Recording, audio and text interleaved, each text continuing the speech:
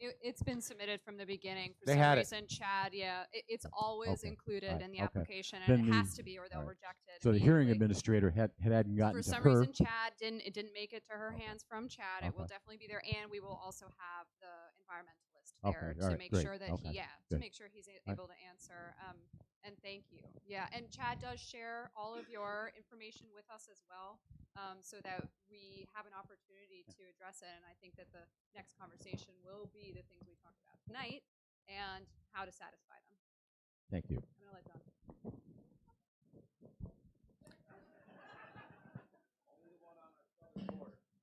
Okay.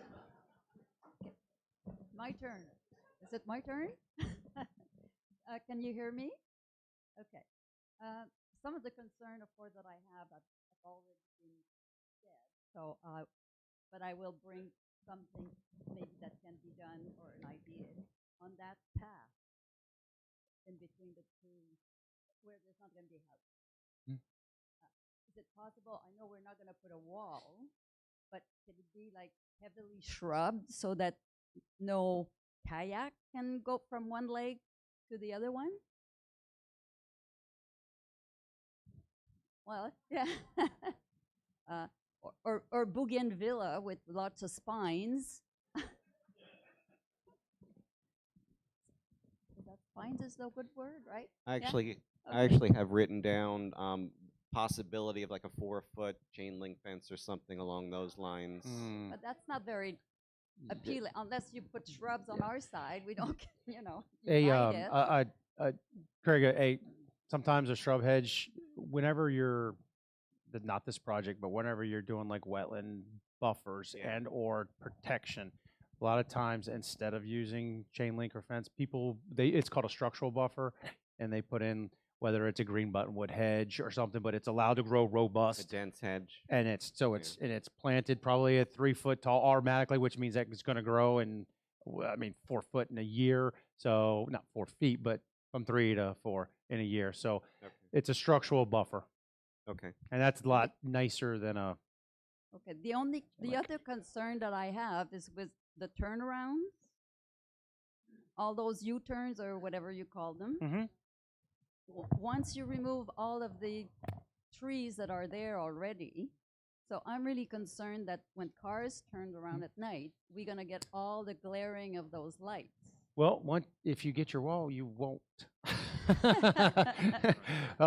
Because you're talking about here in this location here. Or the above. For me, my concern, but correct. is because we're higher up. But sure. you're going to say it's the last phase to be there. But yep. That's because there's a parking. At the end of that, there's parking, right? Yep. So there's no trees. So will they be? Well, he said it the best. It's not going to be no trees. It's going to be no trees for a little bit while they grow in, because the reality is we have to replant. Probably not in my lifetime. But oh no, they'll be there. It doesn't take long for things to go. I mean, Sandoval is relatively new. I mean, Sandoval's 14 years old. Right, I think it's 14 because I worked on the land plan here, and so it's. I mean, look at the trees now. And I just I'm sorry. Oh no, just very quickly, just to highlight for you again, the distance between that and that is 434 feet. How many football fields is that? That's a lot. I don't know. 1.5. 1.5. Yeah, 1 1/4. 1 1/3. Okay, so yeah, there you go. Okay, so, and my last question. Now I forgot my last question. No, oh yes. All those houses, especially on our side, on the big lake, on Calypso Lake, will that be all on stilts or pylons? Yes, that's what's proposed. Gosh. But you guys are assuming that it's going to be raised up. No. It's not going to be raised my up. concern, we rented a house for 2 weeks in Captiva, and 2 houses away were a house being built on pylons. Yeah. And it goes boom, boom, boom from morning to night. Oh, you mean driving the piles in? Yes. Okay. Okay. It's 8 o'clock, and we want to wrap this up. I have one more question. And we really appreciate everybody's input, and I think these folks did too. And, excuse me, I was supposed to have a question after this lady. He told me so. Well, if Jerry told you, then I'm going to let it slide. Jerry told me it's true. Since you're going to be shovel ready in March, Hoping. and this is the middle of November, Mhm. could we have a time? The timeline must be, maybe not exact, but there must be a timeline to when everything is going to be done, and the contracts have to be ready. So when are we going to see, could we have that timeline so we know when the pilings are going to be put in? When we can see the real plans of the houses? Could we have them before the meeting on the 17th? Because we really would like to see what we're going to be looking at. Okay. I'm not. I know you said it's not your responsibility. Yeah, I'm not an architect. I don't. No, but it's got to be somebody's. Who is the overall contractor or our manager? Why isn't that person here then? We're too soon in infancy. What happens is contracts like this is they want to wait till they get permits in hand. That's city of permits. That's South Water permits, and that's also Lee County permits. Then what they do is then they go out to bid. So when I say shovel ready, that's because my permits are done and I can wash my hands of it.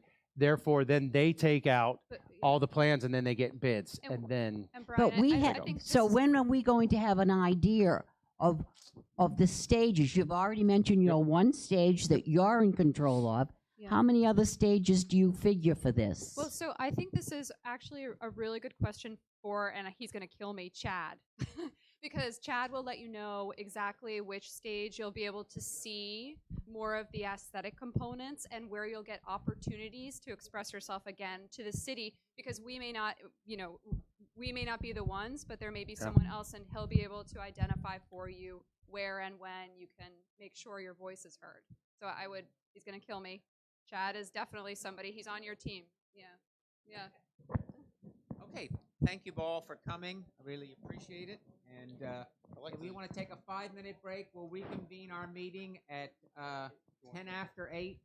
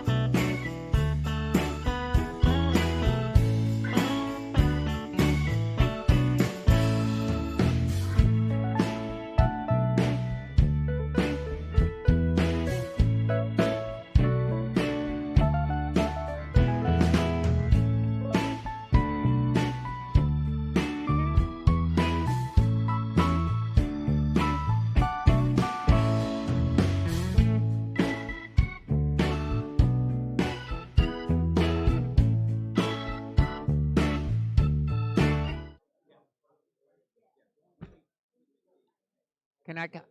No, we're calling the meeting back to order. No. Can we? Can I have your attention? I'd like to reconvene the meeting.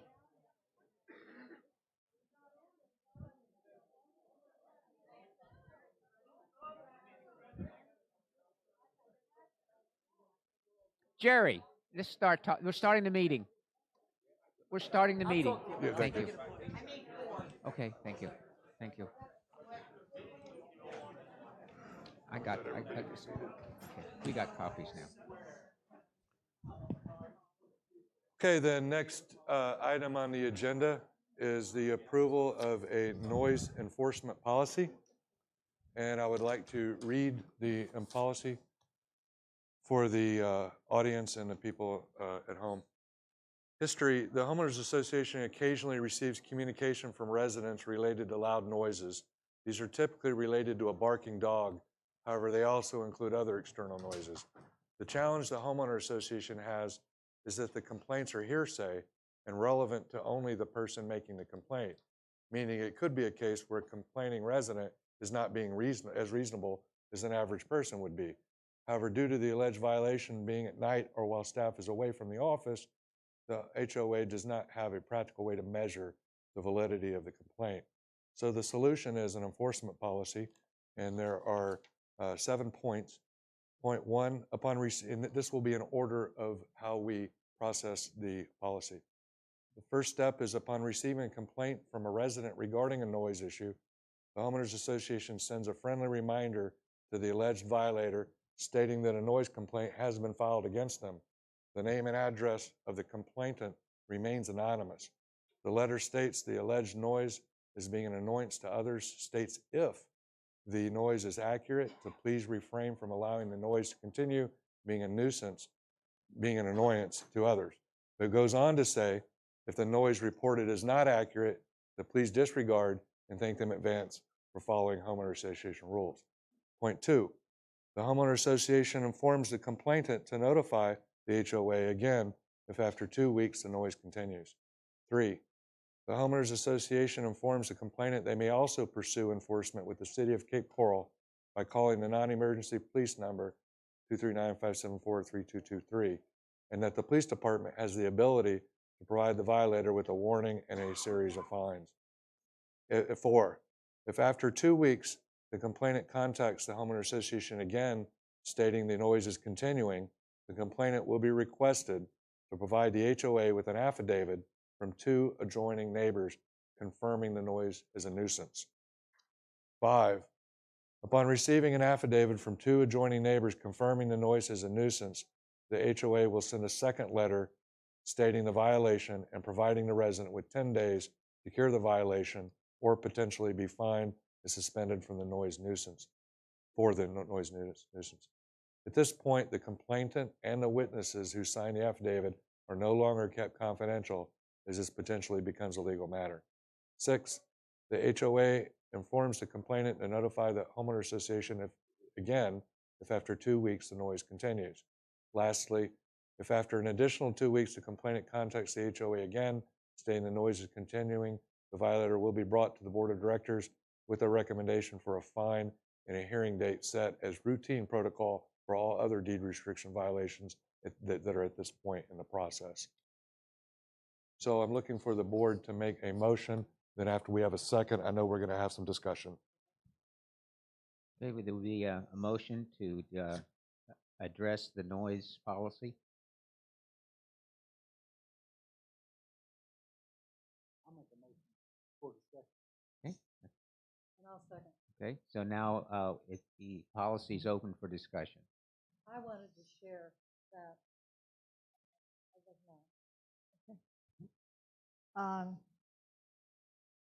Last Monday's council meeting, we were going to address a noise ordinance that the police have been working on for several months. And it was pulled because of the fact it didn't cover the whole city. It covered just the CRA, which is downtown.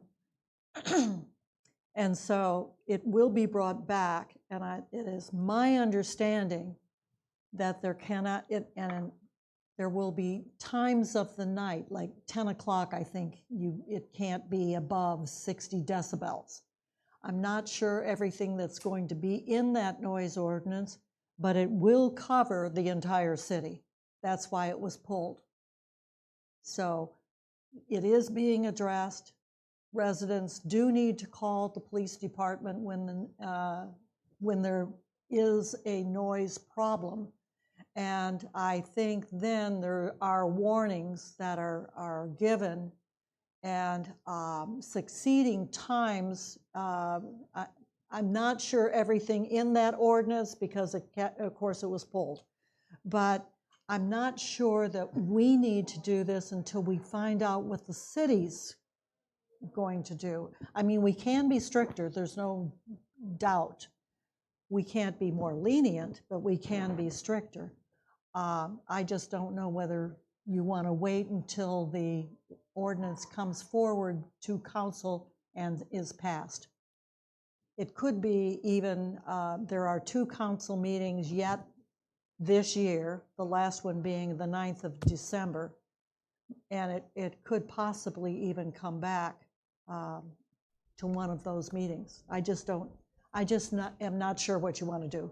My suggestion, and is a suggestion that we not make any action on this policy, but we would publish this on the website so that the community would have a chance to look at it for the month and submit comments and questions about it, and we could put it on the agenda for further discussion at the next board meeting. Okay. Jerry, could you tell me how often you receive complaints about noise? Well, ironically, I started writing this policy 2 weeks ago, and since then 3 complaints. It was just completely coincidental. But before then, I had 1 complaint, which made me. What amount of time period? I mean, we're talking since you started here? Yeah. You've had 4 complaints? Yeah, so you know, we have a noise deed restriction, but it's vague, and it's written in such a manner to where someone could understand it to be related to a business, because it's in a provision of the documents that talks about business behaviors, but it does then go on to say noises emitting from the property and these type of things. And so someone comes to me, I have 1 dog, a wind chime, 2 dogs, a wind chime, and loud kids are my 4 since I've been here. So you know, the loud kids, that's a so a homeowner, assuming they're going to say you have a deed restriction against noise, you know, the HOAs had somewhat of an obligation to assist a homeowner and enforce a rule. So I just wanted, and we have, you know, that's a perfect example of someone, in my opinion, based on the evidence that I have right now, that may not be deemed to be reasonable, you know, but so they would probably have a very difficult time getting 2 people to sign this, so the HOA takes no action. But then we also let them go to the city. I would say that I have used this policy in every community that I've managed, other than my very first assignment. So it started about 12 years ago. And I would say that, you know, out of the 4 communities that I use this policy, 2 boards overwhelmingly accepted it, because I think for whatever reason, this may have been a bigger problem in those communities. And the other 2 boards were a little bit more lukewarm, but did accept it. And I would also say it cuts down significantly on the amount of complaints the HOA gets about noise, because people either go to the city or it's not deemed reasonable enough to where they know they couldn't get a couple of neighbors to support their statement. Arlen, do you know if the revised ordinance would include Sandoval? I'm sorry, I can't. Do you know if the revised ordinance would definitely include Sandoval, or we just don't know yet? No, don't know yet. Okay. You know, I think we'll know more after the police make their introduction. This noise ordinance is just the police department's desires. Question for you, Jerry. My concern here would be consistency. It seems like this would develop into a number of situations where there was a he said, she said. How would you ensure consistency in enforcement? Well, it's funny you say that, because that is exactly the reason that the enforcement policy I've read is submitted. Because if you don't require if you don't have a policy requiring witnesses testifying to this problem, then you have, and this is, I'll tell you, because all these 4 communities, I managed it prior to the policy being implemented also. And there was a lot of, like, somebody might call me and say, my neighbor has a deed restriction violation. I send them a letter. They're mad. So what do? Hey, this guy's, those little things were happening back and forth. And it was quite honestly getting ridiculous, the type of complaints the HOAs were receiving regarding noise. So we felt that this kind of cut the fat, and the more serious issues that were deemed, significant would end up coming to us. But then the lighter ones or more unreasonable ones would not. But again, the hearsay question is because the affidavit of 2 witnesses would take care of the hearsay. How many noise complaints have we gotten this year? 4 in total? Yeah, that's correct. Okay, so what's on the table is to defer further discussion of this until. Well, we could put to committee to bring back up. Yes, that's exactly what we need. Motion toward to. I'll make a motion to table it. Okay, we'll reconvene the discussion of that and put it on the agenda for the December board meeting. Thank you. Okay, second. All in favor? Okay. Aye. Scott, you Okay. second? I'm going to kind of roll through this pretty quickly. Delinquent accounts to attorney for collections. There were no new accounts with a balance greater than 600 for a period of greater than 60 days who have not already been approved by the board to go to the attorney. So there will be no business on that agenda item. On delinquent account suspensions, again, there are no new accounts with a balance of greater than $50 for a period of greater than 90 days who have not already been approved by the board for account suspensions. So there will be no business. And also on that agenda item, I also included the delinquency report in your board pack. On next agenda item, account fines regarding deed restrictions. Following there are 12 violations we're requesting the board issue a $100 fine for. All accounts fined will receive a hearing letter for January 15th, where the committee will either uphold the fine or strike the fine based on evidence presented by the HOA and the resident. Of note, the regularly scheduled hearing date of December 18th is being canceled due to the holidays. Essentially, we don't want to end up fining people $100 right on the heels of Christmas. I recommend the board make a motion to fine each of the 12 accounts $100 as presented. I so move. Second. Discussion. Who was the second? Okay. All in favor? Discussion? All in favor of proceeding with the 12? Bear with me a second.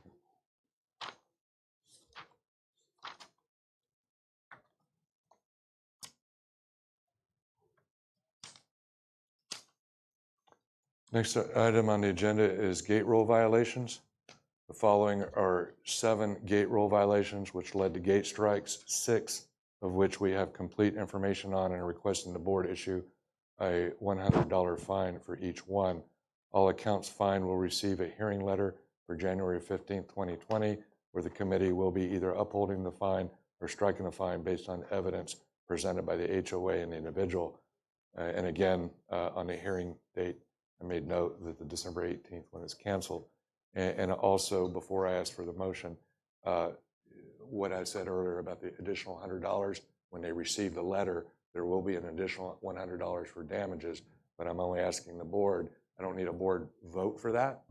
What I need the board vote for is a $100 fine. I so move. Second? Okay. Okay, all in favor of the 7 violations to be proceeded to a hearing? And that is all the, I do have additional agenda items. I do have an additional agenda item, and it is the Community Association Authority to represent and retain an agreement. And Ron, would you speak to this before we ask the board for a motion? Speak to the item. Basically, it's a retainer agreement with Becker Polikoff, the same counsel we've used since transition. The main point of this agreement is it's the same agreement that's been in place previously. And most importantly, this agreement may be terminated at any time by either party by giving written notice to the other party. But I recommend we proceed with signing it. You've read all of this, the whole pack? I have not, that's why I'm asking.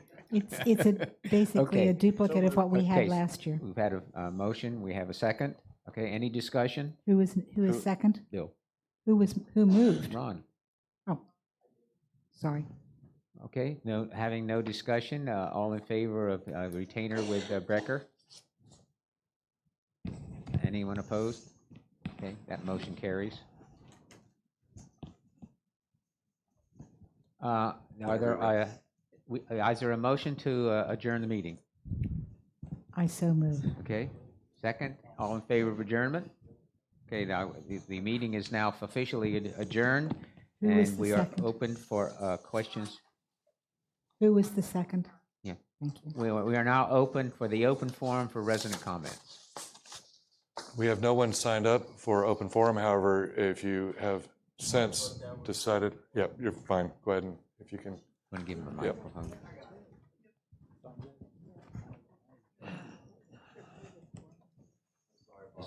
This is requiring the signature from these two. Yeah, can we go and get them? Yeah. Bob Higgs, I live on Stony Hill Drive.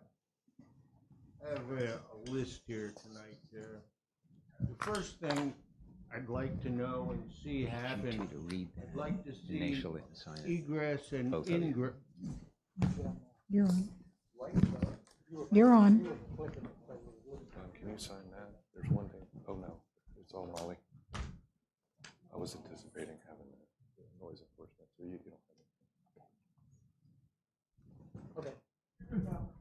I'm sorry. I apologize. Ingress and egress? Got time.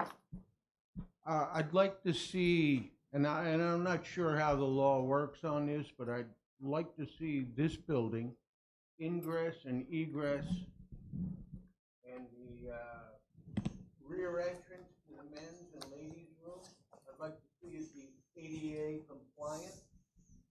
I cannot get in this building. I cannot put my card in front of it and get back to the door. I can. Anybody else? You heard it?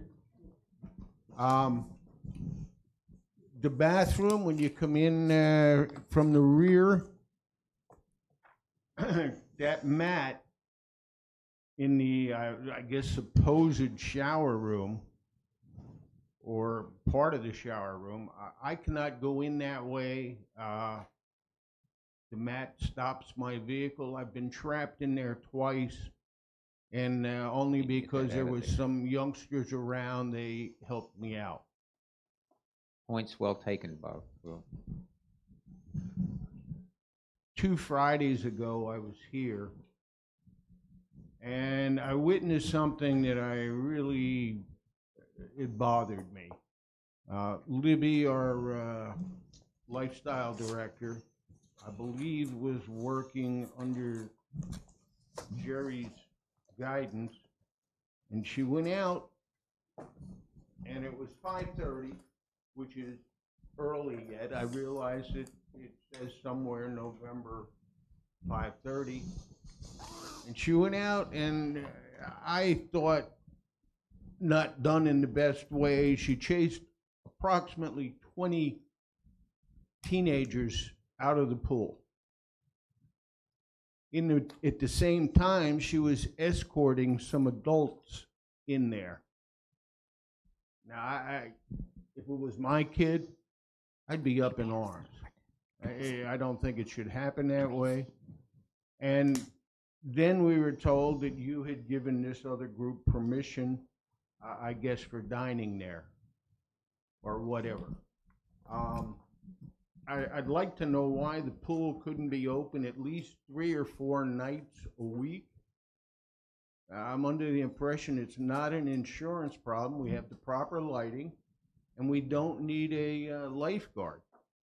I will be making an announcement soon. There is no reason upon research and due diligence that we cannot have the pool open beyond dusk as long as people are not in the pool.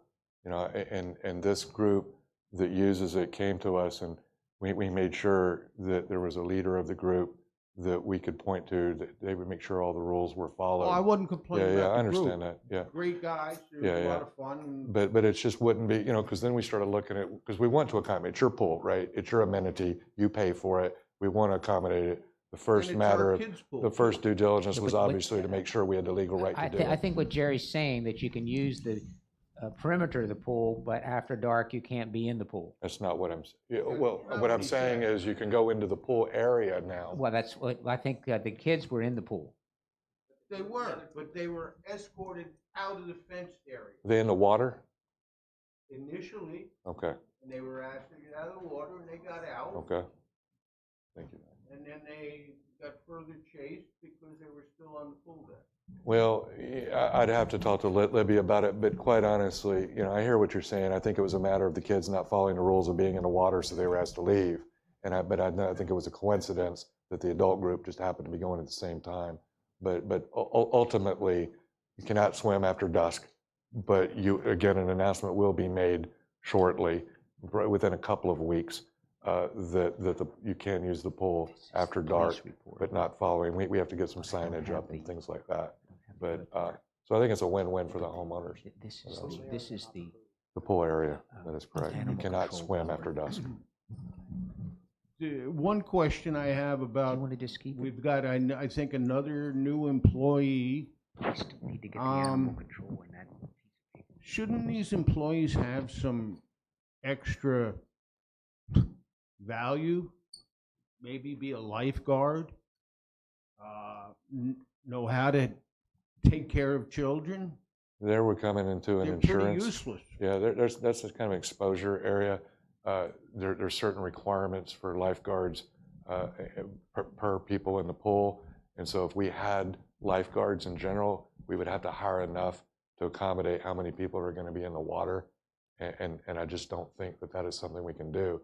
The pool attendant isn't a lifeguard, so we don't have to have that ratio of guard to swimmer. So are they pool attendants or are they just? They are pool attendants. They are not lifeguards. Okay. Excuse me. Is there a defibrillator anywhere on the premises? And if not, do we need one or do we need several? In my garage. That's great. Okay. I will look into that and announce it at the next board meeting. We talked earlier about some things and we could use some extra money. I'm interested in knowing what kind of fundraising we can do as a community. I know you don't have an answer right away. I don't. Okay.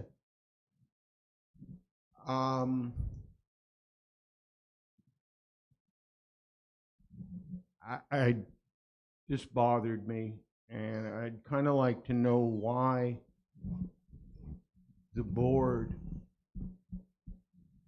chose not to help with Veterans Day. It was the biggest gathering that Sandoval has seen, and it was very nicely done. Everybody was happy. I don't know whether everybody knows the story. Originally, you folks I will be said happy yes. to tell you why this member of the board was not there. Excuse me? I will be happy to tell you why this member of the board was not I don't there. think he's asking why we weren't there, why the board didn't sponsor it. The HOA. Well, that's what she's going to answer, I think. Well, it was supposed to be, it started out as a sponsored event by Lifestyle. There was by the Lifestyle Levy. director, there was a miscommunication by people who had come to want to do it on a different date, to have it on Veterans Day as opposed to the Saturday that had been planned by Lifestyle. They did not want two conflicting times and dates. So the people who wanted to do it independently of Lifestyle had it on the day of Veterans Day. It had been started to be coordinated with the president of MOA to handle a lot of the dedications that were to happen that day. My husband is a World War II vet. And he was He here. had, he was not here. My husband was in dialysis on Veterans Day. So that is why we did not personally participate in it. He could not be here because he was in dialysis. And that's why we weren't. But there was a conflict. It started out as a lifestyle event. Unfortunately, the conflict did not allow for two different events to happen at the same time. Was there 2 events? No, there were not 2 events. We didn't want to have 2 events. And just to let you know, I personally had no knowledge of any conflict or this issue at all. This is the first time I've heard of it. I don't know of any conflict.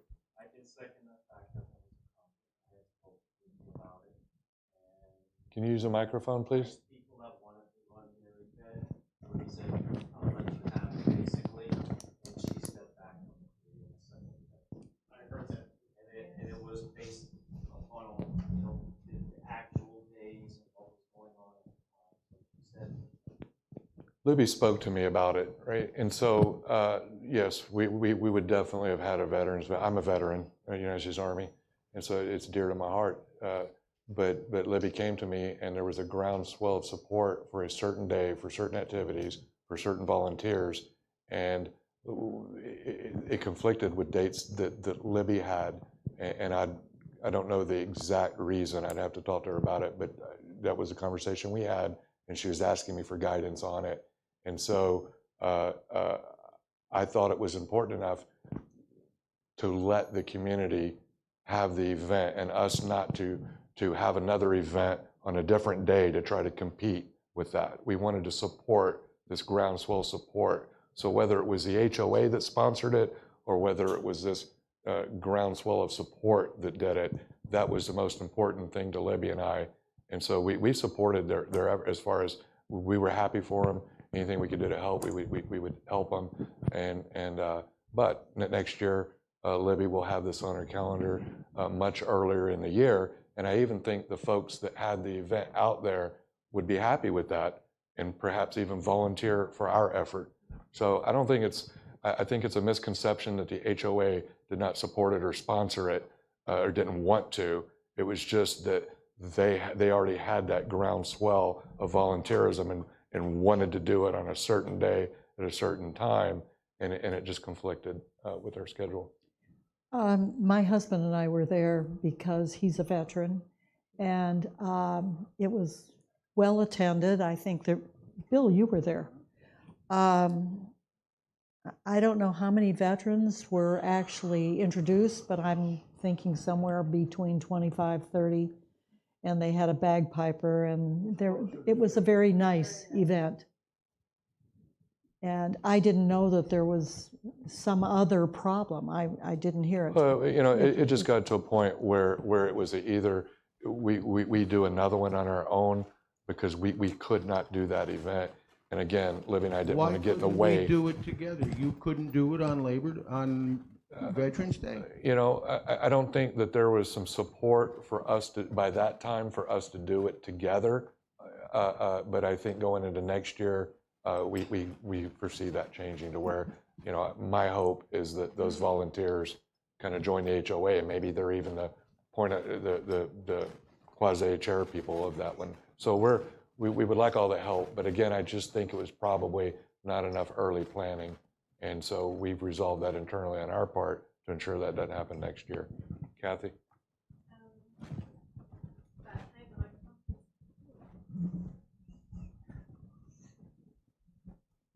I'm Kathy Conway, and Patty Dressler and I were disappointed last year, 2018, that nothing was done on Veterans Day. The preceding year, we did have a barbecue, and it was more family-oriented, and at that time, we asked the veterans to come forward, and we celebrated the veterans. Patty did a poem. This year, we met with Libby in June and said, we need to get this on the calendar for Veterans Day. We knew from the Cape Coral, I don't know if it's the recreation or what group, but the calendar was printed. We knew the parade was at 11 o'clock.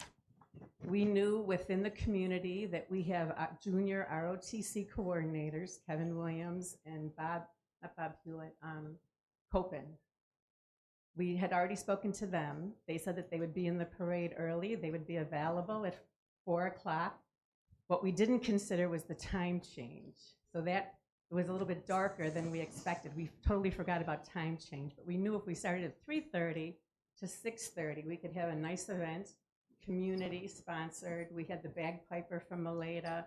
We had junior ROTC from Ida Baker. Some of the corps were residents. The coordinators were residents. We had a minister that did a non-denominational blessing that was a resident. When we met with Libby, we basically said that we would get the grill from Mariner High School. We've done this before. The only thing we needed from the HOA were the use of the tables, which she allowed us to take the 12 tables out, and we asked for an email blast that we would do the flyer. We had somebody that was very capable of doing the flyer. And the plan was Monday, Veterans Day. And then in August, I got a call from Libby saying we're all set for Saturday. And I'm like, what are you talking about Saturday? Veterans Day is Monday.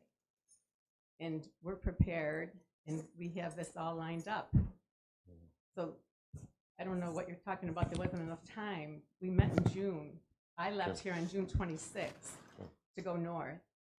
And we met with her before I left to put the marker down that we wanted to have a Veterans Day party. Yeah, and it's possible that I misunderstood, but what I would suggest. And I'm not blaming her. Yeah. She was caught in the middle. Yeah, I agree. So At the I just think. coffee and conversation, she allowed me to pass out flyers. Laura, you've been there.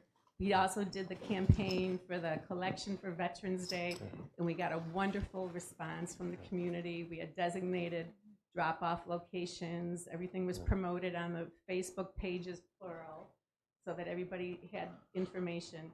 For me, it was disappointing that Libby said that you wouldn't allow an email blast to go out to promote either event, and that was very disappointing. But I did not personally talk to you about it. Right. So I think it was a great event, and you guys did an excellent job.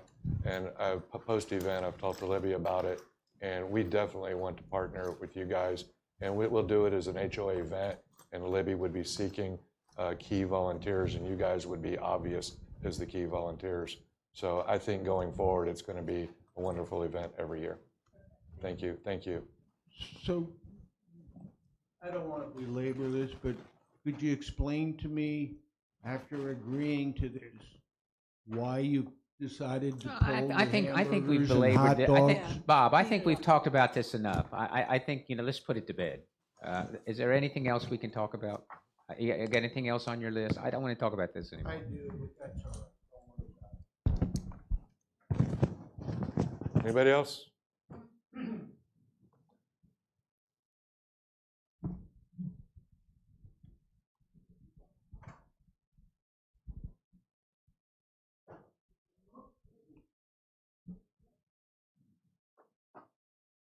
Anyone else have anything to say? Then let's all go home. I did too. No, I just grabbed it.